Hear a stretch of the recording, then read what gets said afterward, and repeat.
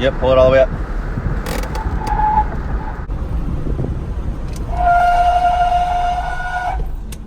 Oh yeah, get some smoke back there.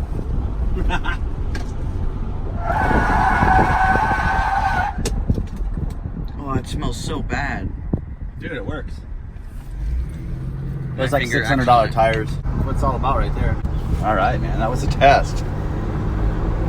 You got her, dude. I could hear it. Stop dragging, and it's working the way it's supposed to. Check out that temperature control. Yeah, boy. Stereo. Right on. This 4Runner doesn't have any problems. I mean, that everything's been corrected. I don't think the valve cover gaskets have been changed out, so I'll probably do that job on this one. And might just jump into a timing belt because this one, I don't know when it was last changed. No record of it.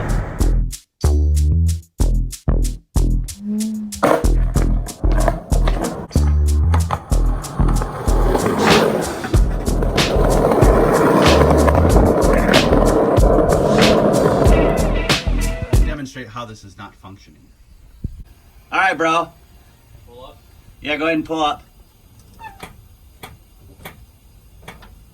All right. Now go ahead and release that lever. Oh, there we go. All right. Do that a couple times.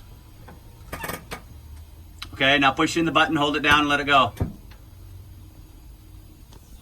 All right, one more time, and let it do again. All the way down. All righty. So this pivot here works. This one is stuck. It's the driver's side that gives the most problems, probably because of more road debris on the highway getting splashed in here and corroding everything. So what I'm going to do to go ahead and unstick that is I'm going to tap this with a hammer. So I'm going to tap it back, and then we're going to go in and replace both of these bell cranks to make them function the way they're supposed to. Hopefully. Tap that down so it sits there, and it should, your shoes should not be rubbing now. And then just don't use the e-brake till you get it fixed.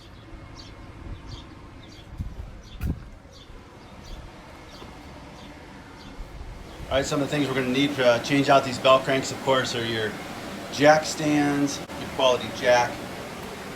You want to make sure you chock your wheels up front so your vehicle does not roll. Because obviously we're going to be working on the rear brakes. Emergency brake isn't effective on this thing anyway, so never hurts to have a fan going. As well as we get up underneath here, start dismantling these. I'm just going to go ahead and go with it and see if I can take care of this problem on my own. It's going to save me maybe $300-400 by taking it to the dealership or to an automotive repair shop. So here's what we get with the bell crank kit. Basically, we have Chinese made stuff here, so probably the longevity is going to be suspect, but keeping it lubed up with fluid film, grease, those sorts of things are probably going to help, so I'll have to keep an eye on that. Taking it all apart, putting it back together, and that's really all this job is.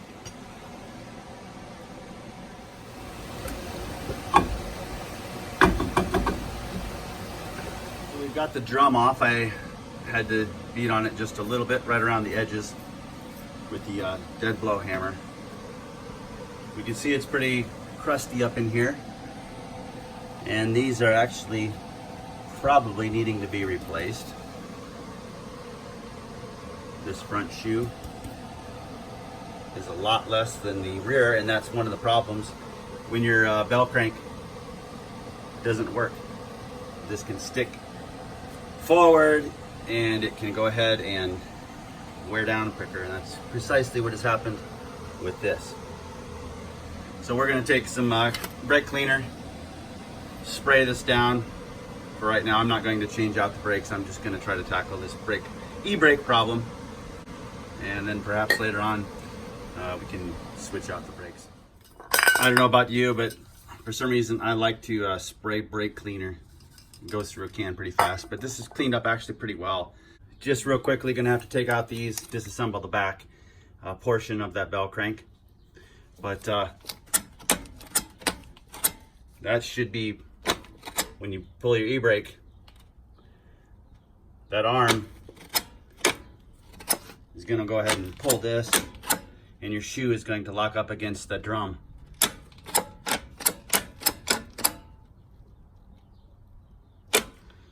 And with it being locked up like that, obviously it's not working, so that's what we're fixing, but that's kind of a basic on how it works. Take out this little key, spread this apart, tap that piece out, and you'll notice there's a couple spacers right there. We'll lubricate those and we'll put them in when we reassemble it. We'll take the springs off. Some of this tension underneath here. There's one right there and one right there. We're gonna piece off. There's actually a piece right here that was up in between.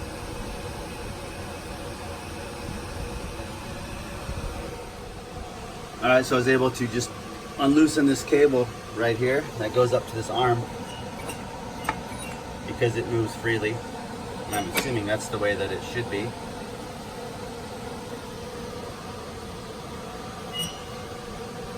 So now we're gonna have to get up in there with a 12 millimeter, and we're gonna have to undo those two bolts that we see right here. Get that arm out.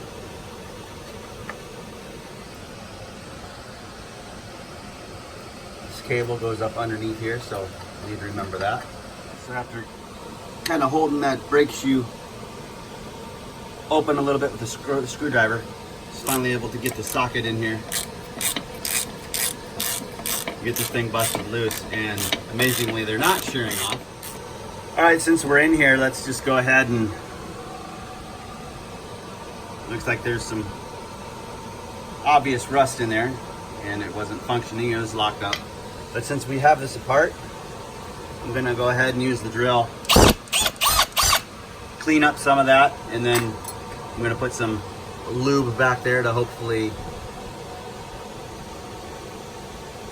make sure this is working for a couple of years here. Yeah, I just want to note that this frame doesn't look too bad either. Until you get back there, there's a little bit of rough spot, but I'm gonna use some of this product to lubricate right there, right here, a couple spots here where you have moving parts, and of course I'm going to throw some up in here for some added lubrication and some protection. So now of course it's just match all of your parts up, lubricate them, and all right, so now that we've taken this apart, we can see that we're going to take off this little clip right here. We're going to have to put that put this pin in, this large one, and the new clip that's provided. But I have read that you should pack these full of grease, and that will help with this problem of seizing up dry winter road stuff. Debris gets in there and freezes these things up. All right, we got this thing jammed full of just some high temp multi-grease, a little bit of anti-seize lubricant on there too. There's the old one, dry, rusted, corroded. So now it's time to put this thing back together, and we're gonna need some of this hardware, and of course we're gonna put some anti-seize on this as well. All right, I've got those firmed up.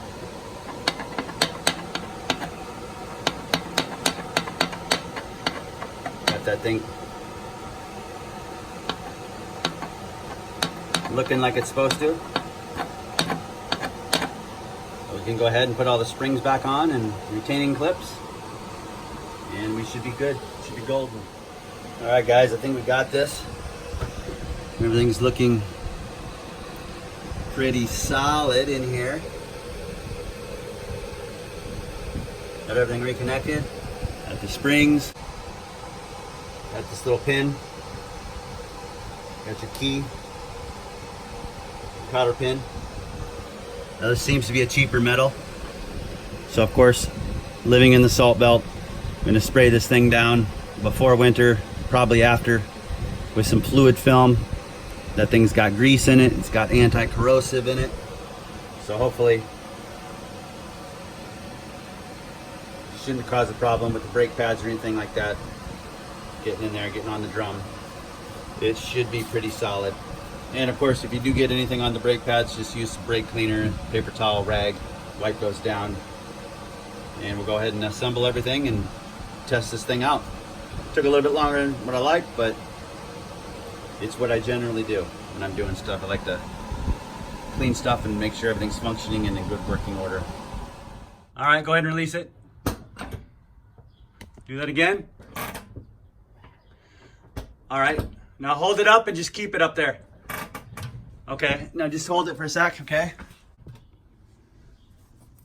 Okay. All right, go ahead and release it.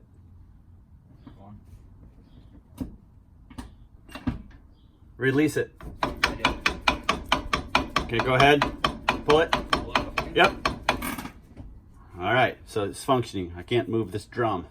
All right, so problem fixed. Go ahead and put it down, bud. All right, very good, man. There we go. Pull her up and leave it. Thanks, bro. All right, so if you wanted to use a star wheel adjustment, just take off this little piece right here, this little plug. You can put in a screwdriver or else a specialty tool, and you can adjust the pads closer or farther away from the drum itself.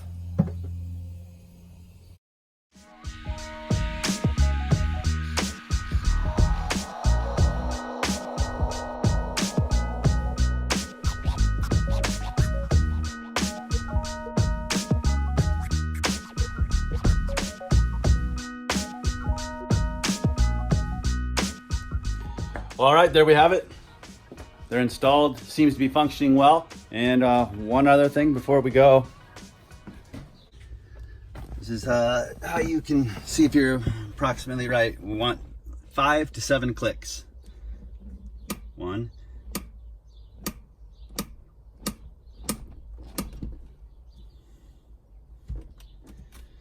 And the wheels are holding. So I believe we have it set. Time to go roll on a test drive.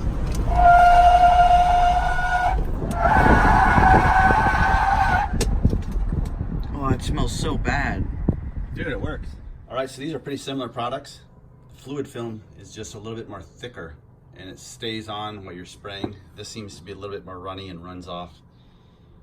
But put the fluid film on, protect those bell cranks, and we should be good to go for quite a while. Does it sound like I know what I'm talking about? Maybe even in the slightest degree? I'm not really sure that I do. I'm actually learning this for the first time. Yeah, you're gonna make it all 220? Yeah, 220, 221, whatever it takes. Well, you sound like a pretty handy guy. Yeah, well, I like to do a little bit of everything. And that's all, really.